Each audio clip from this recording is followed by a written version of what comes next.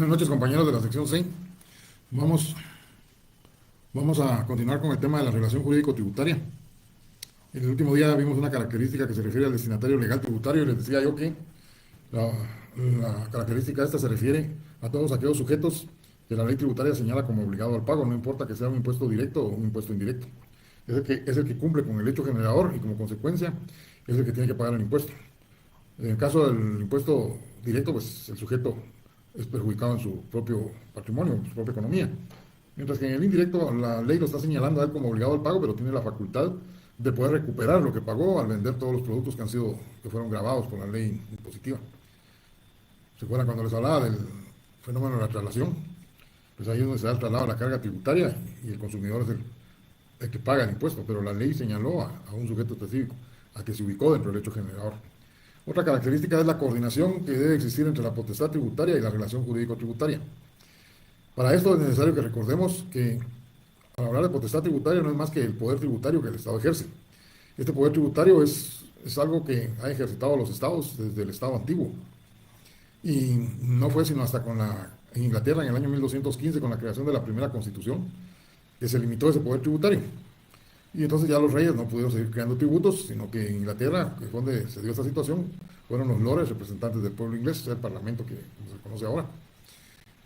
Esto significa, esto significa que el poder tributario en la actualidad ya no se manifiesta en una forma arbitraria, como lo hacían los reyes, sino que se manifiesta a través de la ley. Y entonces, ¿dónde está la coordinación? Pues sencillamente que el Estado sigue ejercitando ese poder tributario, pero lo va a manifestar a través de una ley. Y no es sino hasta cuando existe la ley y un sujeto, una persona, se ubica dentro del hecho generador que establece esa ley, hasta ese momento es que se está dando esa relación jurídico-tributaria. La coordinación va a darse entonces con la existencia de la ley. No podrá haber una relación jurídico-tributaria, una coordinación entre la relación jurídico-tributaria y el poder tributario si no existe una ley que permita que se dé ese vínculo entre el sujeto activo y el sujeto pasivo. Luego, la otra característica es que el destinatario legal tributario debe ser un particular. El Estado no puede gravar a las propias instituciones estatales, porque si estas instituciones estatales le pagaran impuestos, estaríamos en un círculo vicioso. ¿Quién les da el dinero a esos a estas empresas del Estado? El propio Estado. Por eso es que se dice que siempre debe ser un sujeto particular, o sea, una economía privada, no las actividades que ejercen los estados, los órganos del Estado, para poder realmente estarse apoderando de dinero de terceros.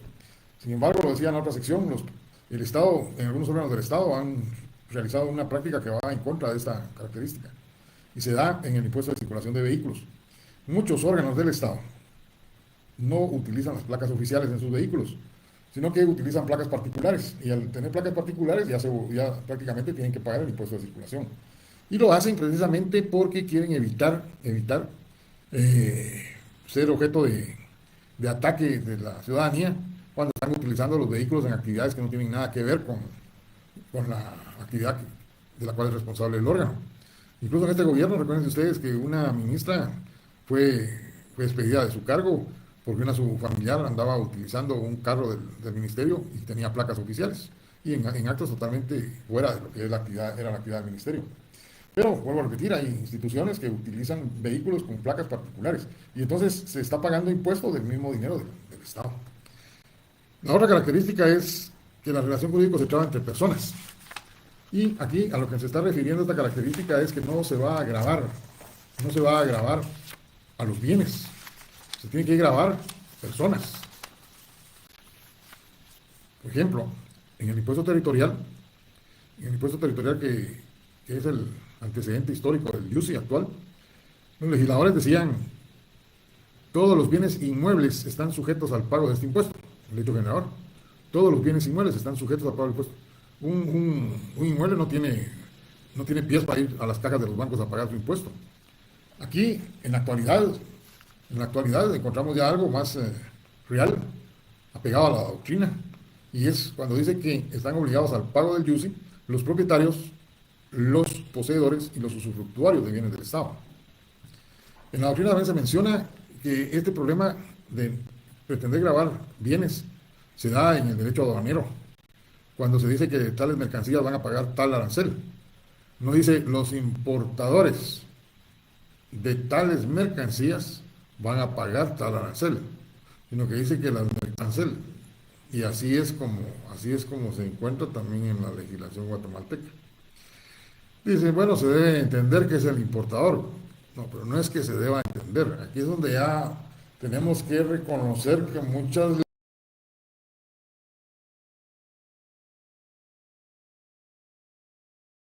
leyes, muchas leyes se realizan sin la técnica jurídica tributaria.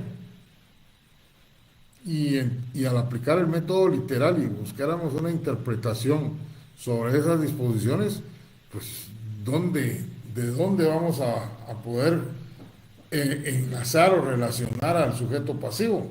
Si la norma directamente está señalando el bien, como en el caso del impuesto territorial que les mencionaba yo. Por eso se dice que es una característica que la relación jurídica se debe trabajar entre personas, no entre sujeto activo y bienes. Y por último, la característica que se refiere que es de carácter central y principal. Esta característica nos dice que es principal porque dependiendo de su existencia es como se va a generar la obligación tributaria, o sea, la captación de recursos. Mientras no se dé esa relación jurídico, pues no se va a cumplir el objetivo de la existencia del impuesto. Es necesario que se dé el vínculo entre los dos sujetos para que le genere recursos al Estado. Y se entiende como central, como principal, porque no depende de ninguna otra relación. El sujeto pasivo solo tiene que cumplir con el hecho generador y automáticamente le nace la obligación del pago. A eso se refiere de que la relación jurídico-tributaria es de carácter central y principal. Luego tenemos los elementos de la relación jurídico-tributaria. Y en primer lugar se cita el sujeto activo. Cuando habla del sujeto activo, el Código Tributario dice que el sujeto activo es el Estado o cualquier otro ente público acreedor del tributo. Y si ustedes se recuerdan de la clase que se refería a la actividad financiera del Estado, donde hablamos de la fase de obtención de recursos, decíamos que habían dos grandes fuentes: las actividades propias del Estado y la captación de tributos. Pero la captación de tributos aquí en nuestro país, por ejemplo, no está en manos única y exclusivamente de la SAT, o sea, la Superintendencia de Administración Tributaria. Tiene el mayor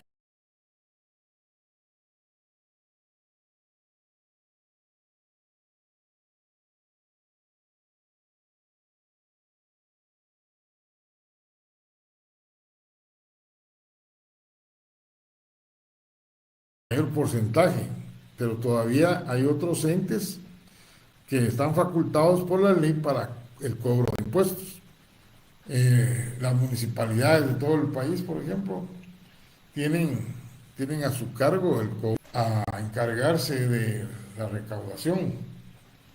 Y una vez tuvieran toda la infraestructura necesaria para poder obtener esa recaudación tributaria. Desde luego, todavía hay algunas municipalidades, son las de tercera categoría, que no cobran ellas su impuesto porque no tienen la capacidad económica para poder instalar un catastro municipal o sencillamente desidia. Otras que tomaron a su cargo el cobro y sin embargo no cobran el impuesto porque no tenían la infraestructura instalada para poder realizar el cobro del mismo. Luego tenemos el INGUAT, Instituto Guatemalteco de Turismo. Hay un impuesto del turismo que cobra esta institución a todos los hoteles, independientemente de la categoría. El otro es el impuesto de los derivados del petróleo, que el responsable es el Ministerio de Energía y Minas, el que tiene que recaudar. Entonces ya hablamos de la SAT, de las municipalidades, del impuesto del Ministerio de Energía y Minas, Ya hablamos también del INGUAT. No me recuerdo en este momento si hay otro, pero estos son son los principales. Sujetos activos que existen en Guatemala, conforme al artículo 17 del Código Tributario. Luego viene el sujeto pasivo. El sujeto pasivo es el que tiene que cumplir con el pago de la obligación tributaria después de ubicarse o cumplir con las condiciones que señala el hecho generador. La doctrina nos da una clasificación de los sujetos pasivos de contribuyentes, responsables solidarios y sustitutos. El Código Tributario tiene otra clasificación. Esa clasificación del Código Tributario, ustedes me van a hacer favor el lunes de entregarme una hoja con el esquema, una hoja a mano, máquina.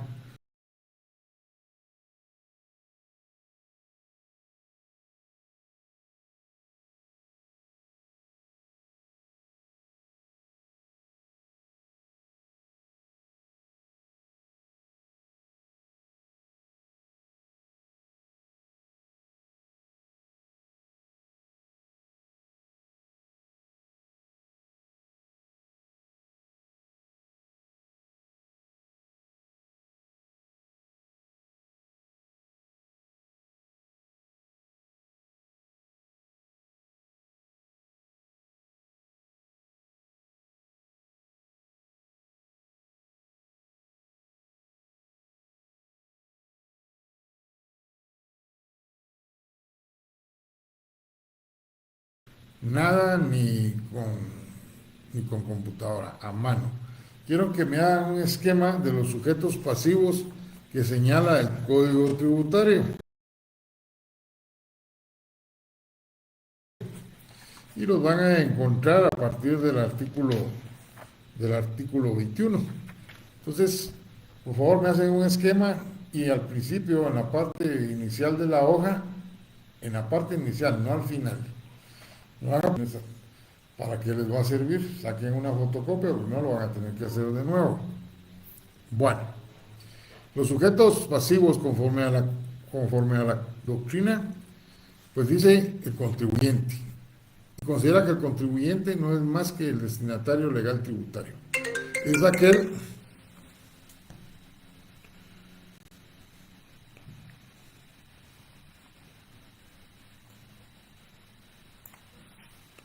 Permítame un momentito, creo que otra vez estoy mal. Por favor, estoy chequeando.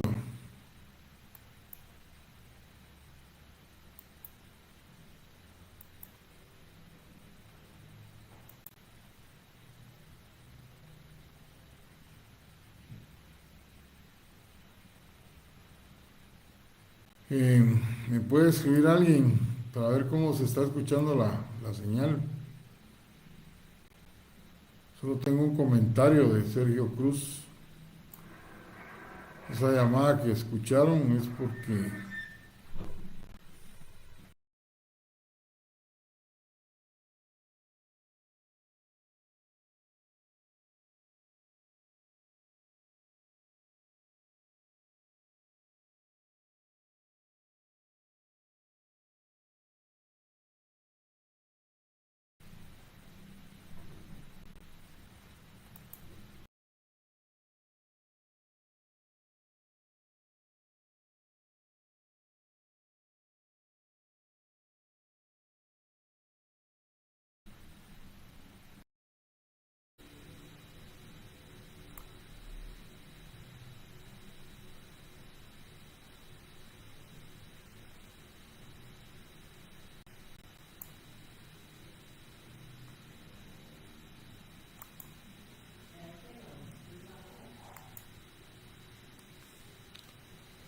si alguien me pudiera escribir y decirme que ya se está escuchando mejor, por favor.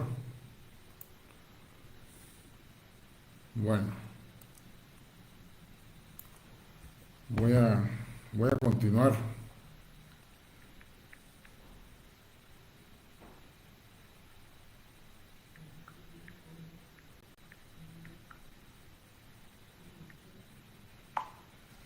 Estas son las cosas por las que yo les digo que yo prefiero dar clases en forma presencial,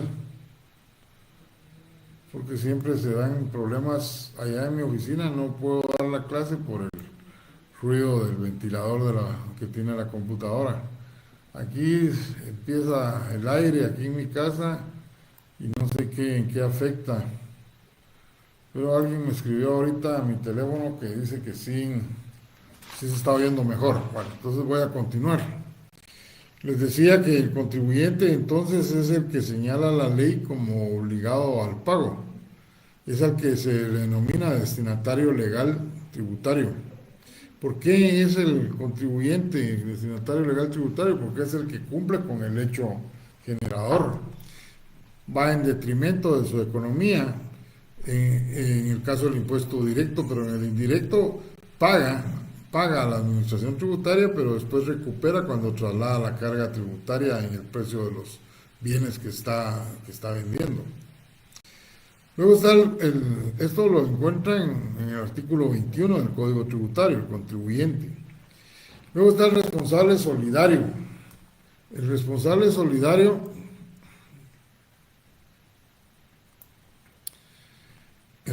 solidario se refiere, según el artículo 20, a aquellas personas que no realizaron el hecho generador, pero se ponen a la par del sujeto que está obligado al pago, a la par del sujeto que cumplió con el hecho generador, y entonces ellos también asumen la responsabilidad del pago del impuesto, aun cuando no tuvieron nada que ver con con el cumplimiento del hecho generador. El Código Tributario lo señala en el artículo 20. ¿Cuáles serían unos ejemplos en nuestra legislación de responsables solidarios? Uno de ellos es el administrador de la mortual. Cuando ustedes radican un proceso sucesorio intestado, los herederos les dicen quién es el que va a administrar los bienes de la persona que ha fallecido. Y entonces, al nombrarse este administrador, y hay bienes inmuebles, por ejemplo, pues va a tener que pagar el IUCI obligadamente. Si hay vehículos a nombre de la mortual, pues en su oportunidad, cuando sea el tiempo de pago de este impuesto, lo tendrá que pagar él. Desde luego tendrá que haber algunos negocios que están generando ingresos. Y si hay un negocio o alguna empresa de carácter individual, pues ahí se están generando ganancias. Va a estar sujeto al impuesto sobre la renta, y él como responsable, como administrador de la mortual, tendrá que pagar el impuesto sobre la renta. Y desde luego va a estar inscrito en el IVA, y entonces también va a ser el responsable de presentar las declaraciones del IVA. Otro ejemplo de esto son los agentes de retención. Si yo le presto un servicio a mi cliente, y mi cliente está nombrado por la Administración Tributaria como retenedor del IVA, pues automáticamente me va a hacer la retención, o sea, me va a descontar el impuesto de los honorarios. Yo, para comprobarle a la administración de que pagué, debo de tener la hoja que se le denomina constancia de retención. Hasta ahí llega mi obligación. ¿Quién va a ser el obligado al pago del impuesto? Pues el que me retuvo. O sea, él no tuvo nada que ver con el hecho generador, porque no fue el que prestó el servicio. Sin embargo, conforme a esta ley y a este carácter de retenedor, él va a ser el responsable solidario del pago del impuesto. Igual en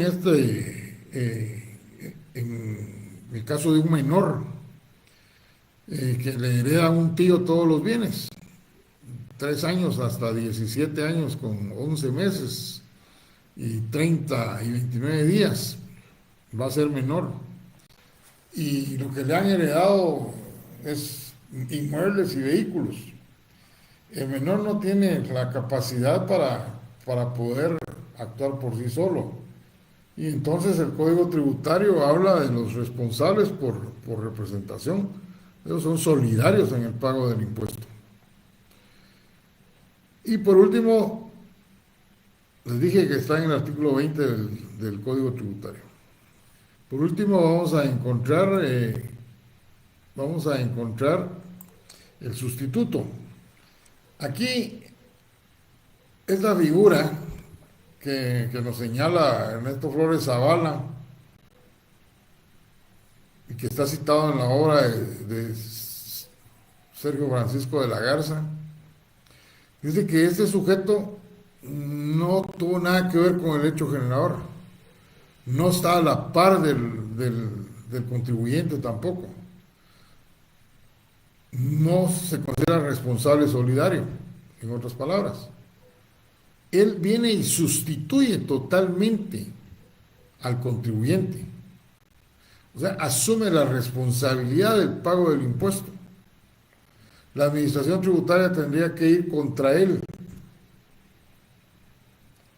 a la hora de no pagar el impuesto. En otras palabras, en forma directa, se convierte en el sujeto pasivo de esa relación jurídico-tributaria. Aquí en Guatemala, yo el único caso que conozco a la fecha son las compraventas dentro del sistema FHA. Hay una ley que se llama la Ley Orgánica del Instituto de Fomento de Hipotecas Aseguradas. Esta ley lo que señala es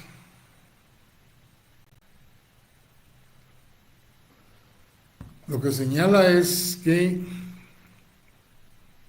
una persona cuando no tiene capacidad de comprar un inmueble, pues recurre a este sistema. Y este sistema da hasta 20 años para el pago del impuesto. Lo que significa que para poder iniciar la gestión se inicia ante el Instituto de Fomento, que pide todos los documentos para acreditar que tenemos capacidad de pago para determinado monto de valor de un inmueble. Y ese monto, pues sencillamente se va a distribuir entre un abono a un enganche y cuotas mensuales. Entonces, el Instituto de Fomento lo que hace es analizar si este sujeto tiene capacidad de pago. Si tiene capacidad de pago y todos los documentos que ha presentado están en regla, en ley, entonces el vendedor tiene su banco y es ahí donde se hace la solicitud de un crédito. El inmueble cuesta 410,000 quetzales y dice un enganche de 10,000 quetzales. Bueno, se le paga directamente al vendedor. Pero los otros 400,000 es un crédito que le va a otorgar el banco al comprador.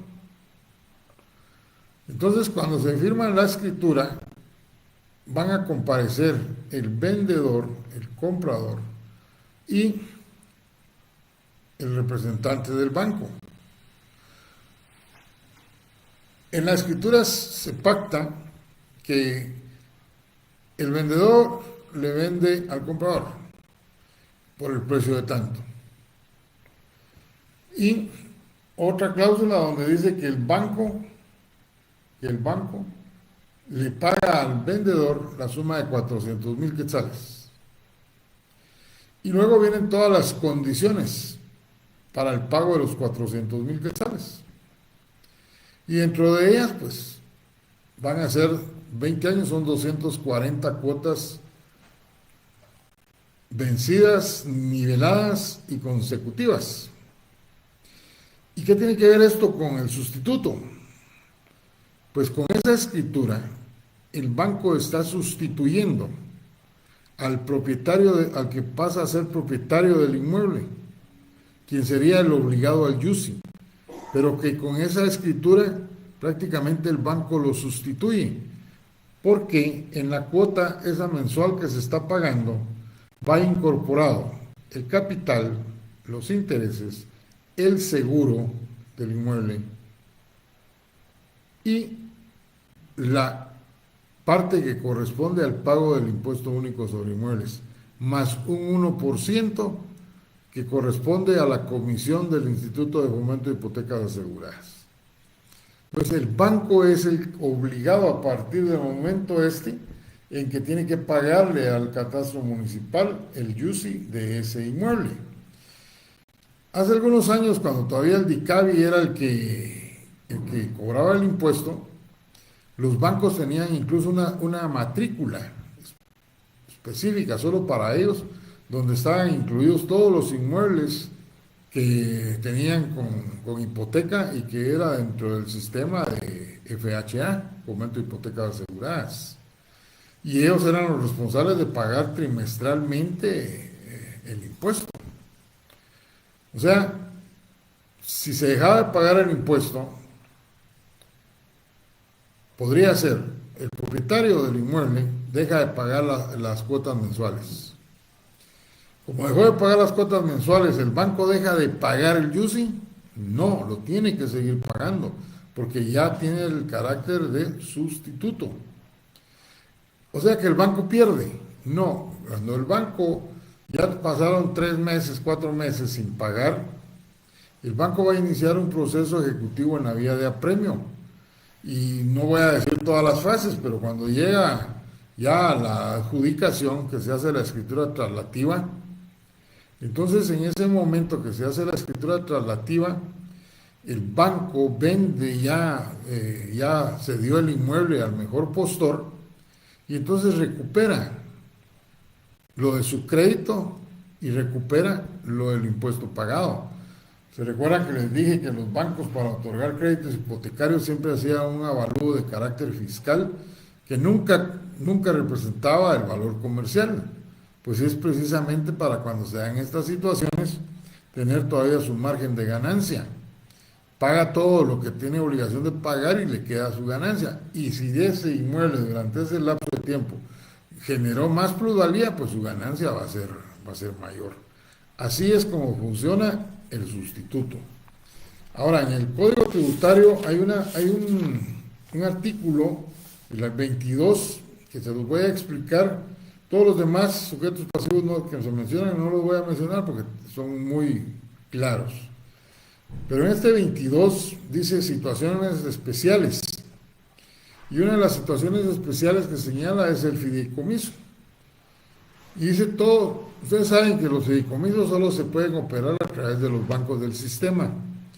Y siempre el banco va a ser el fiduciario, independientemente del fideicomitente.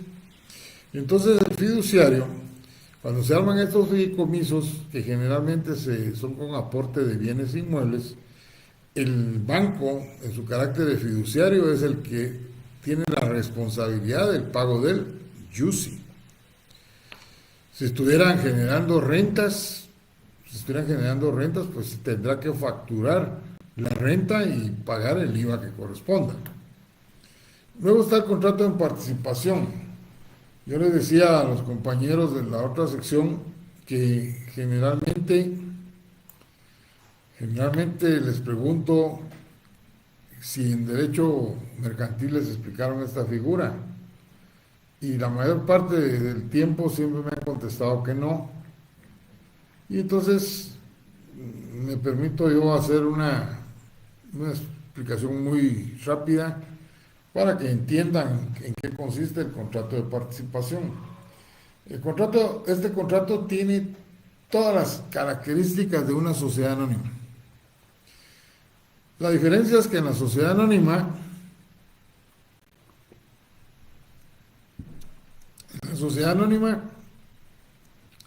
siempre van a aparecer los socios y que sus acciones en la actualidad pues ya solo son nominativas. O sea, siempre, si hay una investigación, siempre se va a saber quiénes son los que forman parte de esa sociedad. Y entonces, cuando surgió el contrato de participación, esa situación ya no existe.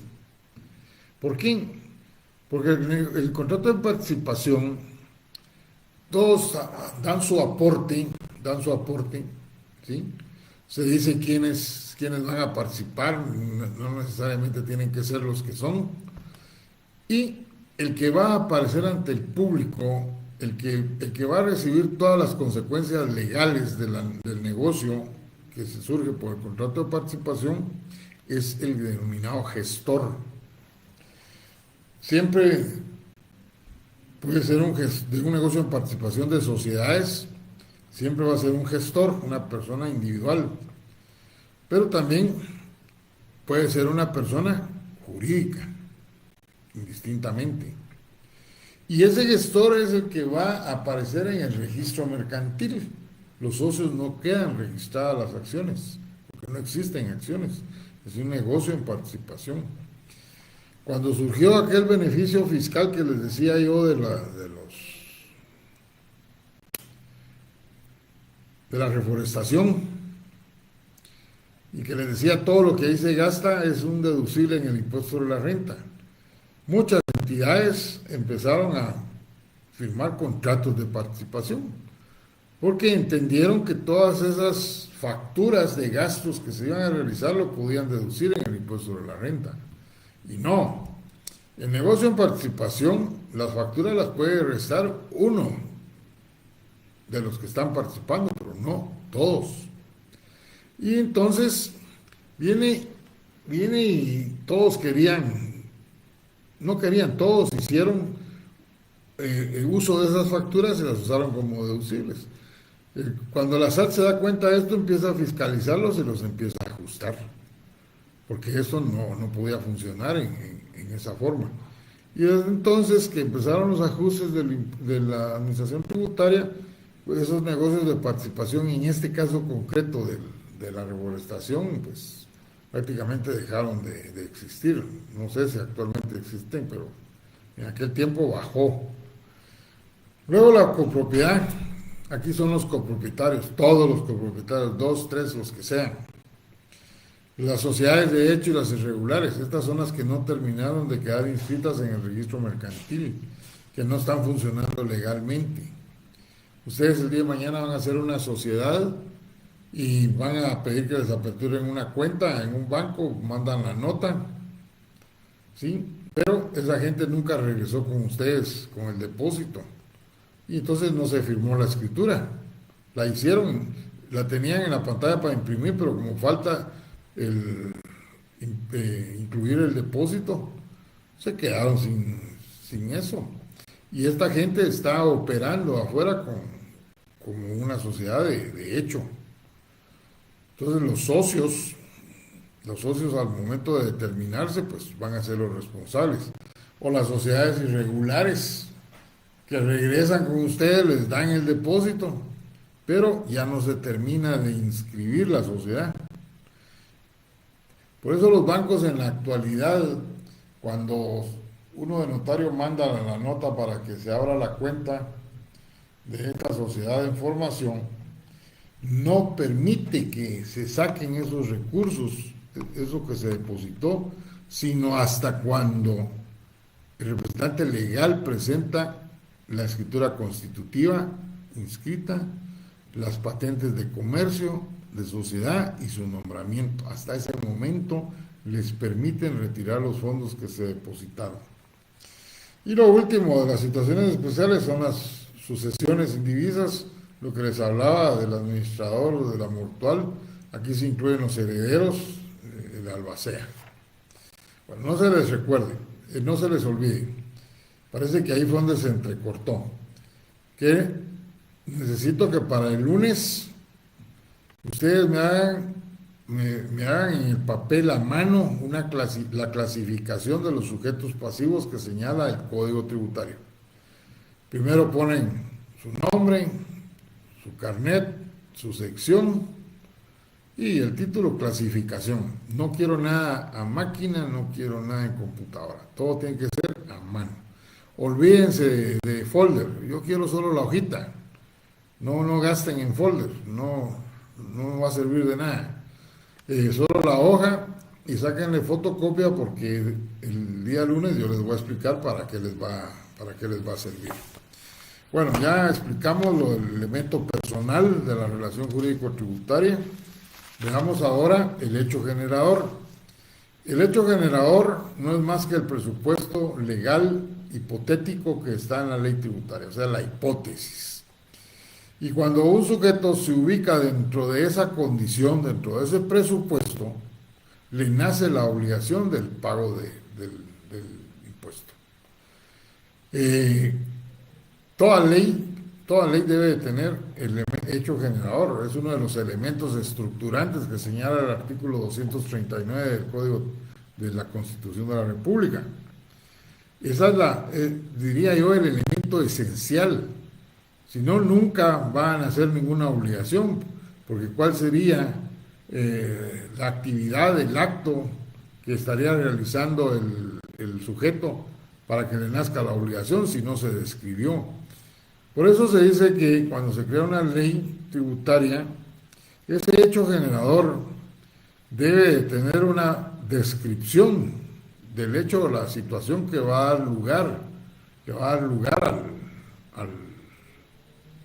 al pago del impuesto. Es un aspecto material. Tiene que dar sus datos necesarios para individualizar al sujeto que debe considerarse como obligado al cumplir con el hecho generador, un aspecto personal. El momento en que se está realizando ese hecho generador y también en qué momento es que se tiene por realizado el hecho generador o hecho imponible, como también le llama la doctrina. Es el aspecto que la doctrina le llama aspecto espacial.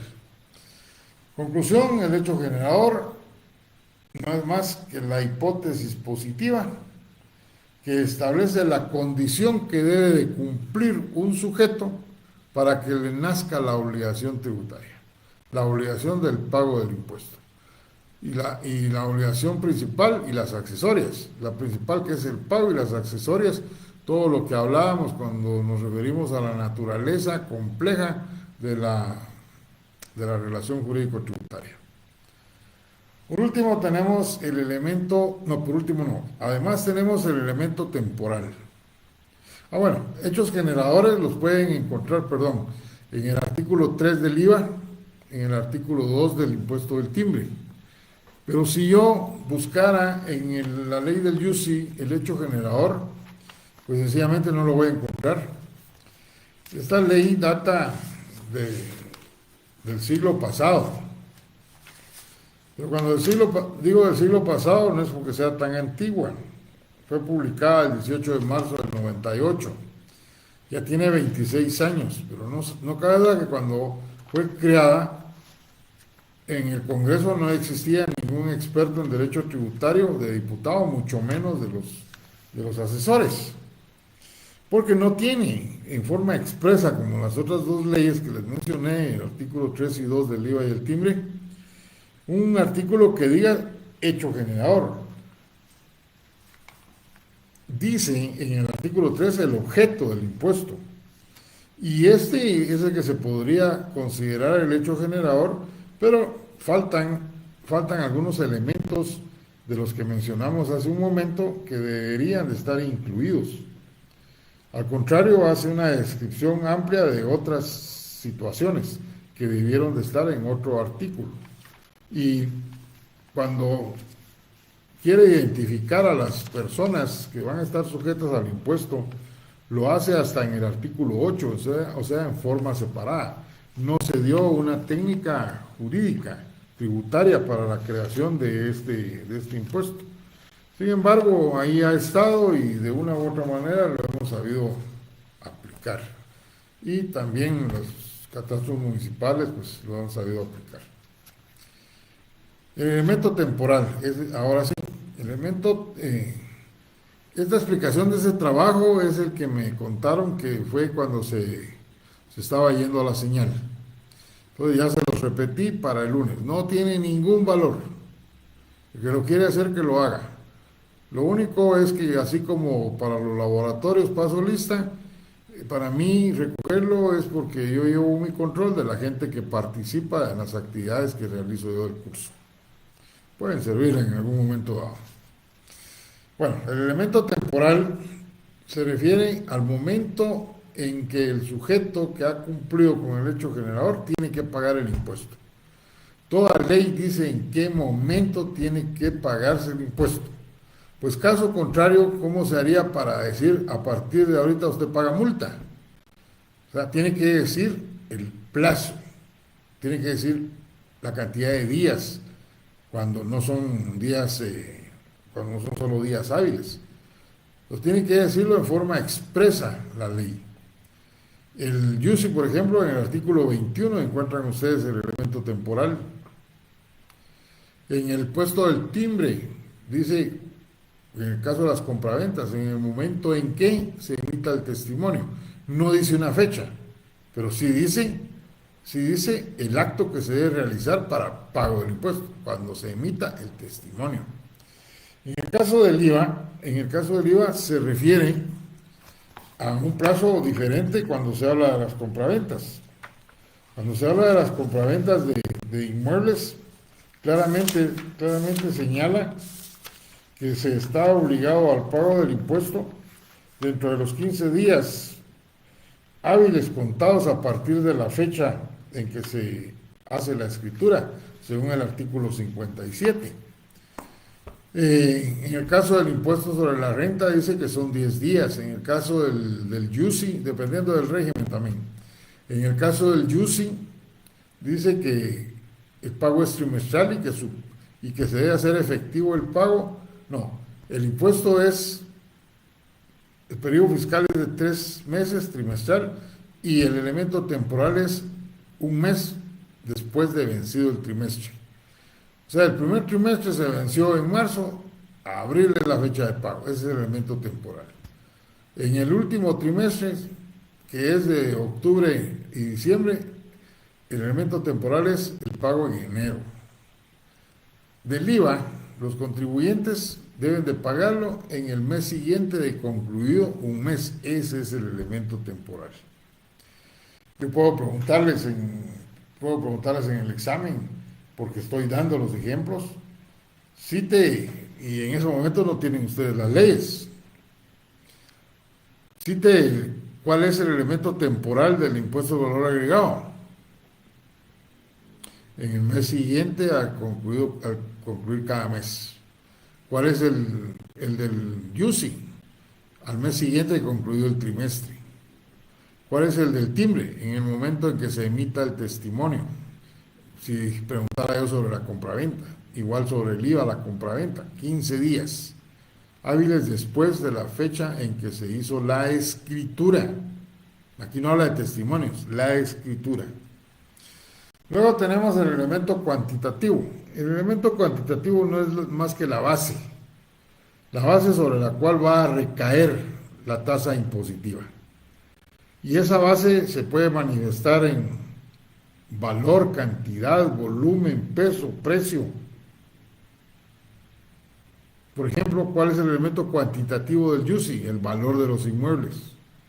¿Cuál es el elemento cuantitativo en el caso del IVA? El valor de los bienes que se están vendiendo. ¿Cuál es el valor cuantitativo en el caso del impuesto que grava la comercialización del cemento? El volumen. Se vende por kilogramos el cemento. Recuérdense que una bolsa, si mal no recuerdo, son 50 kilogramos o 55, por ahí. Si habláramos, eso es con respecto al peso, si habláramos respecto al volumen, lo que grava las bebidas carbonatadas, alcohólicas, por botella, por litro, por galón. Así es como se manifiesta el elemento cuantitativo. Entonces dice que es la base sobre la cual va a recaer la tasa impositiva. Y entonces, ¿cuál es el otro elemento? El elemento llamado base impositiva, tasa impositiva, que no son más que los porcentajes que se aplican sobre el elemento cuantitativo. Estos porcentajes son los que permiten determinar el monto de la obligación tributaria. En el caso del IVA, en el caso del IVA, en el artículo 50 y, perdón, permítame, en el artículo 10 se establece la tarifa del 12%. En el caso del timbre, en el artículo 4 se habla de la tasa del 3%. En el caso del UCI, el artículo 11. En el impuesto sobre la renta, pues hay tasas impositivas del 28, del 5, del 7, del 10%. Esta última para las ganancias de capital. Incluso en el IVA, donde está el pequeño contribuyente, dice que no solo pueden estar ahí los que tengan ingresos por 150,000. Y la tasa que van a pagar de IVA es el 5%. No están sujetos al pago del impuesto sobre la renta, según el artículo 154.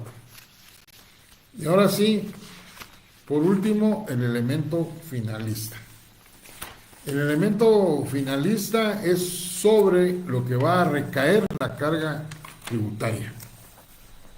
Puede ser de muy variada índole lo que se pretenda gravar, objeto, actos, determinadas actividades, o sea, muy amplio.